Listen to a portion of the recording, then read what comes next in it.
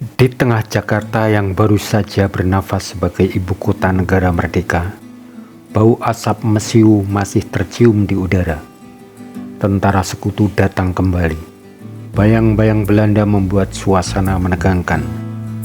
Di jalan-jalan rakyat berjaga dengan cemas. Para pemuda siaga di sudut-sudut jalan. Kemerdekaan memang telah diproklamasikan, tetapi semua orang tahu perjuangan belum selesai. Di tengah ketegangan itu lahir sebuah karya seni yang bukan sekadar gambar di atas kertas, melainkan api yang menyulut semangat bangsa. Sebuah poster dengan seruan abadi, "Bung, ayo Bung." Kawasan Menteng menjadi saksi bisu. Di sebuah rumah sederhana, di dekatnya sebuah warung kecil menjual rokok dan kopi, tempat para seniman sering berkumpul. Mereka bukan hanya melukis dan menulis, mereka adalah pejuang dengan senjata berbeda, kuas, tinta, dan kata-kata. Mereka tahu peluru bisa menembus tubuh, tapi seni bisa menembus jiwa. Di antara mereka ada Affandi, kelak dikenal sebagai maestro ekspresionis. Berdiri dengan mata tajam namun hatinya gelisah. Tangannya seakan tak pernah lepas dari kuas. Percaya bahwa setiap goresan bisa menjadi teriakan kebebasan. Di sampingnya ada Soejoyono, pelukis yang lantang berkata, "Seni harus lahir dari rakyat. Seni harus melawan." Kalimat itu menjadi nyala api yang membakar tekad kawan-kawannya. Suatu malam, Affandi menatap kertas kosong besar yang terbentang di depannya.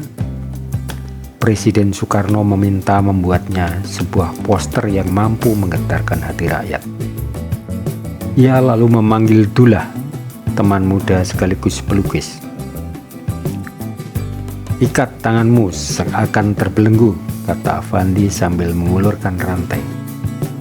Dullah berdiri dengan tubuh kurus, tangan bergetar menahan besi dingin. Affandi mulai menggoreskan kuasnya, sesekali melirik modelnya. Dengan cat seadanya, hitam pekat dan merah menyala, terbentuklah garis-garis bergetar seakan berteriak. Beberapa jam kemudian sosok lelaki tergambar. Tangan terkepal menghentak, rantai terputus. Mulut ternganga seolah berteriak, "Merdeka!" Namun Affandi tahu poster itu masih belum hidup. Ia butuh kata-kata yang menggugah jiwa. Saat itu Chairil Anwar, seniman penyair nyentrik, kelak dikenal sebagai sastrawan besar. Ia masuk ruang, langkahnya tergesa, matanya liar. Soejoyono bertanya sambil menunjuk poster, "Diberi tulisan apa, Ril?" Chairil menatap tajam poster itu, menghisap rokoknya dalam-dalam, lalu tersenyum miring. "Bung, ayo Bung," katanya lantang.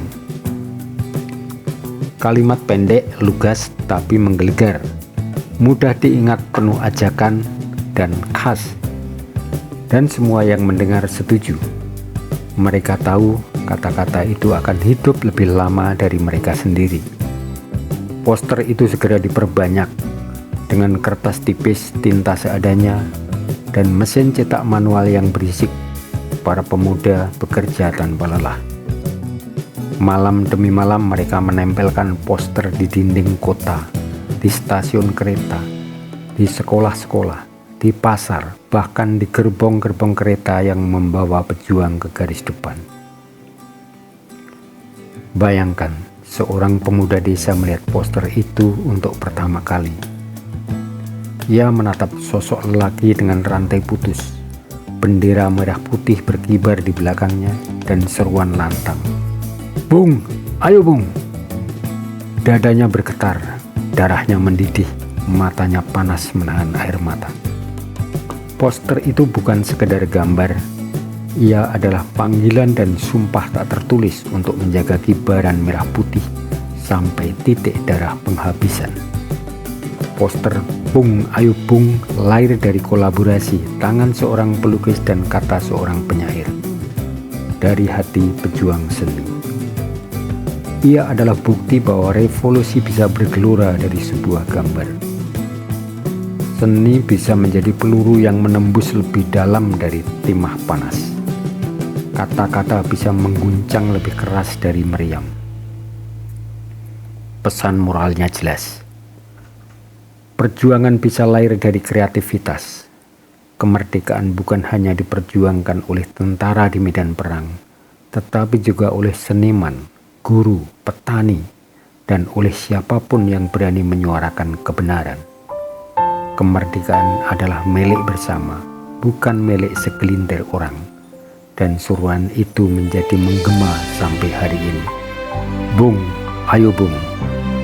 Tunggu apa lagi?